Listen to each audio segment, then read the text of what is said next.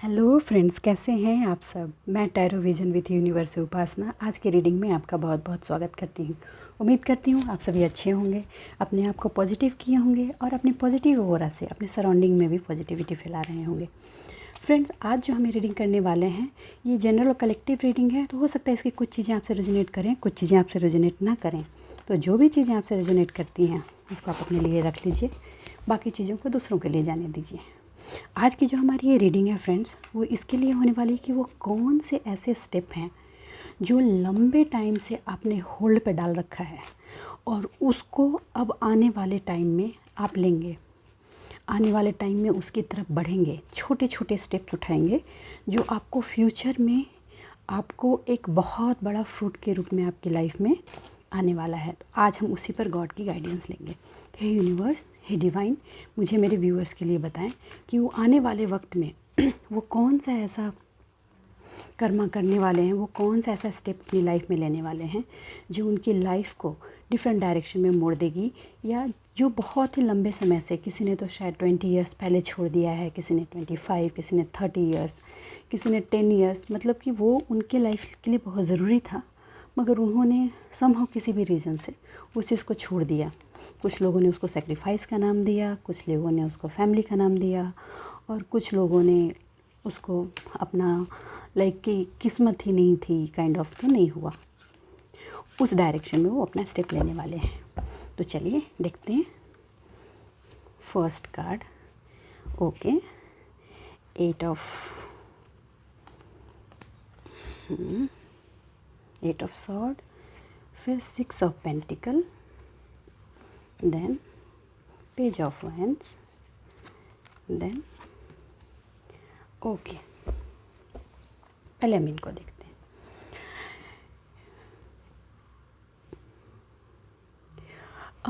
Friends, ये जो अब आज की जो टॉपिक है उस टॉपिक के अकॉर्डिंग जो आप अपनी लाइफ में जो स्टेप लेंगे वो उसमें ऐसा है क्या कि आपका कोई एक ऐसा डिज़ायर था जो आप करना चाहते थे, हर हाल में करना चाहते थे, और वो आपके कर्म क्षेत्र से रिलेटेड था, मगर उसको आपने समहाउ इमोशनल रीज़न या अपने सराउंडिंग की किसी ऐसी चीज़ से आप भाग रहे थे। तो आपको अपनी उस डिज़ायर पे काम करने की जगह पे आपको ये फ़ील हुआ कि मुझे इस जगह से निकलना है, या इस एटमॉस्फेयर से निकलना है, या सोसाइटी के इस पार्ट से निकलना है, या अपने इमोशनल वो बंधन है उसको मुझे तोड़ के किसी भी तरीके से बाहर निकलना है। और उसको निकल कर उसको तोड़ने के लिए आपके पास कुछ ऑफ़र आए, और आपने उस ऑफ़र में, जब वो 2 ऑफ़र आए तो आप जगल करने लगे। आपका दिल कहीं और, दिमाग कहीं और। मतलब कि कई बार ये हुआ कि सराउंडिंग में किसी और ने बोला ये लो, आपका दिल कहीं और बोल रहा था कि नहीं वहाँ जाना है। बस ये 2 ऑप्शन 3 ऑप्शन के बीच में आप फंसे हुए थे, और इसके चक्कर में आपने ये किया क्योंकि आपकी सबसे स्ट्रॉन्ग डिज़ायर थी कि आप जो इमोशनल ग्राउंड पर चारों तरफ से बंधे हुए थे, आप उससे हर हाल में निकलना चाहते थे। तो इमीडिएट एक्शन जिस पर हो सकता था वो आपने कर लिया, और आपने ऑप्शन लिया और आप निकल गए। आप उस वक्त ये आपने सोचा ही नहीं कि आप जो स्टेप ले रहे हैं वो आगे किस डायरेक्शन में जाएगा। उस वक्त आपको था कि अभी जो मुझे मिला मैंने लिया और मैं चला गया या चली गई। और आप उस वक्त अपनी जो आपकी इच्छा थी, आप जो करना चाहते थे, जो आपके लिए ज़रूरी था, वो आपके दिल में रही। हमेशा आपको पता था कि आप ये चाहते हैं, मगर उसको आपने अपने दिल में ही रख लिया। और आप जगलिंग के सिचुएशन में एक ऑप्शन लिए जिसमें मेजॉरिटी ऑफ पीपल की थॉट थी कि आपको वही करना चाहिए, और आपने वही किया, और आपने इस चीज़ से अपने आप को बाहर निकाला। कुछ टाइम बहुत अच्छा गया, आप क्योंकि आपने एक ऐसा एटमॉस्फेयर या ऐसा सराउंडिंग ब्रेक किया था, या ऐसा इमोशनल बॉन्डिंग, ऐसा इमोशनल कैद तोड़ा था जिसमें आप कई सालों से फंसे हुए थे। तो उसको आप तोड़ करके हर हाल में निकलना चाहते थे, और आप निकले। शुरुआत आपकी अच्छी थी, आप खुश भी थे, आप गिवर के सिचुएशन में थे, और आप ऐसे गिवर के सिचुएशन में थे कि आप हर चीज़ दे रहे थे। इनफैक्ट आपने अपने डिज़ायर को साइड कर लिया और जो भी आपके पास था आपने उसको दिया, क्योंकि आपके अंदर जो दर्द था उस समय वो था वो कैद से निकलना। वो कैद से तो आप निकल गए, और आपने जो दिया वो अपनी सराउंडिंग में फैलाया भी, और आपको ये फ़ील हुआ कि नहीं अब चीज़ें बैलेंस हैं, सब कुछ बैलेंस वे में चल रहा है, बैलेंस चल रहा है। आप कुछ दिन बहुत खुश भी रहे, बट आप ये समझ नहीं पा रहे थे कि वो जो गिवर की सिचुएशन है वो आपका जो अपना अकाउंट है इमोशन का, फिनांस का, वो खाली कर रहा है। मगर आपको इस बात की सिर्फ खुशी थी कि आप उस कैद से बाहर आए, विच इज़ ट्रू। आप उस कैद से तो बाहर आ गए, लेकिन आप जहाँ दे रहे थे वहाँ आपको इनिशियल नहीं लगा कि ये इक्वल गिव एंड टेक है, बट आपके सराउंडिंग में सिर्फ लोग आपसे ले रहे थे, आपको दे नहीं रहे थे। चलिए अब आगे थोड़े से कार्ड्स लेते हैं और फिर समझते हैं कि आगे की क्या एनर्जी है इसमें। इस ऑप्शन को जब आपने लिया, आप उससे जब बाहर आए, तो आपका जो बैंक बैलेंस था वो कहीं ना कहीं धीरे धीरे पर्सनल बैंक बैलेंस, पर्सनल उस बैंक बैलेंस और उसकी फ्रीडम की वजह कुछ लोगों ने अपनी जॉब भी छोड़ी और अपने फिनांस को दूसरों को हैंड ओवर कर दिया।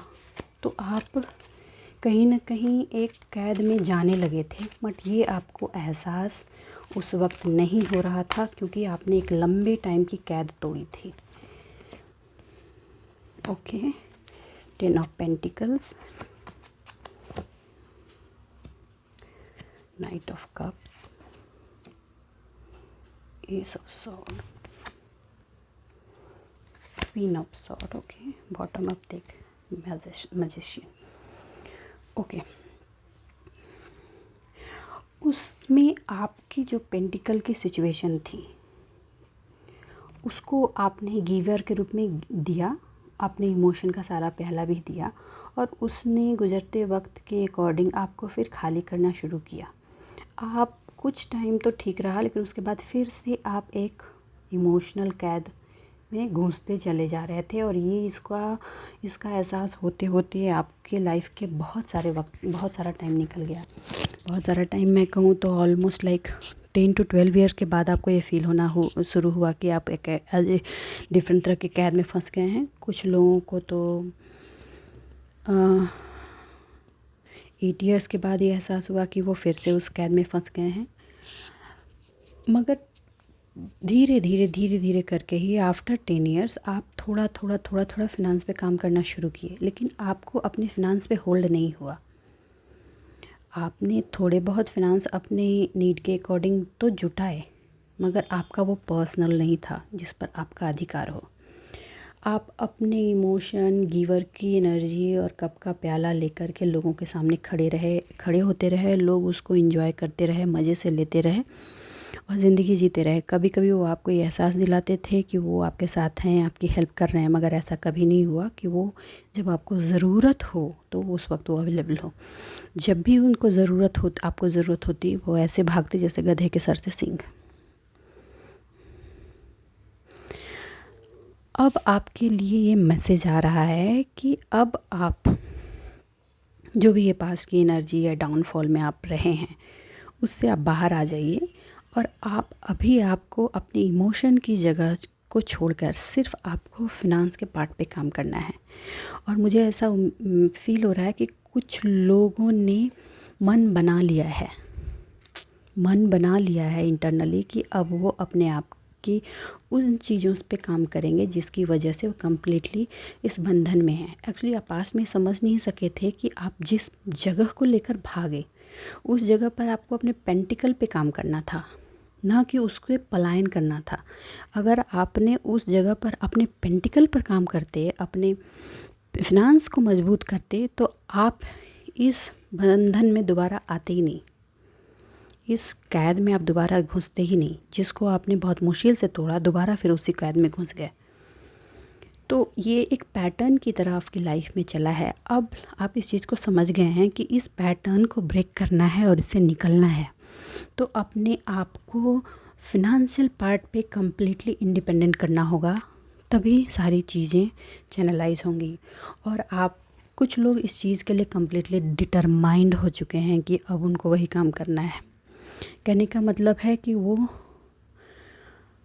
कहीं ना कहीं अपना रास्ता तय करने के लिए, आगे बढ़ने के लिए रेडी हो गए हैं और अब अपना कप्स अपने लिए ऑफ़र कर रहे हैं। और इससे कुछ लोगों को बहुत प्रॉब्लम हो रही है, क्योंकि स्टार्टिंग में जिन्होंने आपके इमोशन को, आपके दया वाले भाव का इस्तेमाल किया, उनको बहुत परेशानी होगी। बट आप उनको छोड़ दीजिए, उनकी परेशानी से आपको कोई फ़र्क नहीं पड़ना चाहिए। और आपको ये अब बहुत अच्छे से पता है कि मुझे इसी पर काम करना है, इसी पर आगे बढ़ना है। आपको ऑब्स्टिकल आएंगे, लेकिन फिर भी आपको रास्ते मिलेंगे और आप आगे बढ़ेंगे। इस रास्ते पर अगर आप बढ़ते हैं और पीछे से खींचने वाले लोगों को आप काटते जाते हैं, तो आपकी जो अथॉरिटी है वो पूरी तरीके से आपके पास आएगी। और इस काम में आपके कोई मस्कुलाइन एनर्जी के एंसेस्टर हैं, मेल एंसेस्टर हैं, जिनका पूरा आशीर्वाद आपके लिए है। आप उसको अचीव करेंगे। वो आपको हर पल गाइडेंस दे रहे हैं कि आप अपनी इस पार्ट पर आगे बढ़िए। और इस काम के लिए आपको गॉड का प्रोटेक्शन भी है, मगर आपको जगल नहीं करना है। मतलब कि हाँ ना के सिचुएशन में नहीं आना है। आप हमेशा से हाँ ना के सिचुएशन में आते हैं और फिर वो पास्ट वाला जो आपका ये है साइकिल है, वो रिपीट हो जाता है। आपको अगर पास्ट की साइकिल को छोड़ना है तो आपको अपने पेंटिकल का चॉइस करके राइट डायरेक्शन लेकर के आपको आगे बढ़ना है। अगर आप इस पार्ट को आज एक्सेप्ट करके आगे बढ़ जाते हैं, एक्चुअली कुछ लोगों ने एक्सेप्ट कर लिया है, कुछ लोग हाँ ना की सिचुएशन में अभी भी हैं, तो आप बिल्कुल क्वीन ऑफ सॉर्ड के सिचुएशन में आ जाएंगे।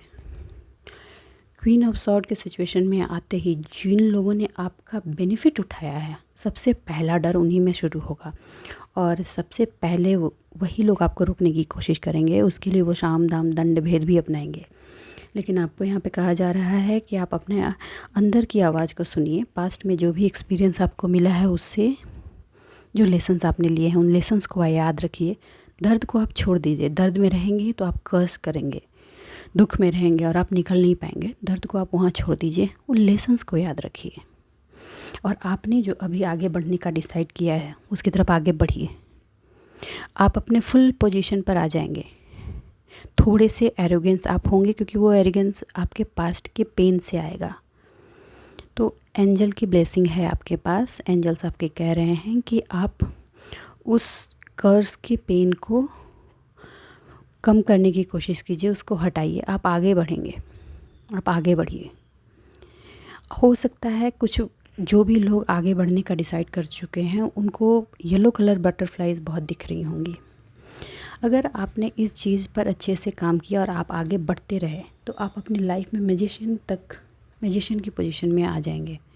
और आप इस मैजिशियन की पोजीशन के आने के लिए आप मूव ऑन, कुछ लोगों को कुछ करंट सिचुएशन से जिसमें वो ट्रैप है, उनसे मूव ऑन भी करना पड़ सकता है। इस मूव ऑन से और आपके अपने पे काम करने के सिचुएशन पे अगर आप यूं ही बढ़ते रहे और बढ़ेंगे, तो आप इक्वल गिव एंड टेक के सिचुएशन में आएंगे, उस पोजीशन पर जहां आप चाहते हैं कि आप जितना दे रहे हैं उतना आपको मिले। आपकी जो डिज़ायर है वो वहाँ फुलफ़िल होगी और आप बहुत ही अबंडेंट पर्सन के रूप में फ्यूचर में उभर कर आएंगे। तो कुछ लोग तो पक्का ही